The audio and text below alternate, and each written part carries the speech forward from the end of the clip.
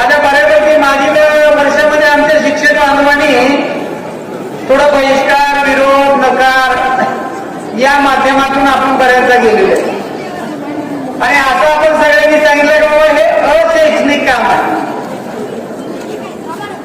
खरं तर मला आपल्याला सांगायला हरकत नाही, हे शैक्षणिक काम अशैक्षणिक काम नाही, तर पूर्वी जे आपण जी काय थोडस आपल्याकडून कुत्राई झाली, आईगळी झाली, त्याचं हे प्रायश्चित्त घेण्याचं काम आहे.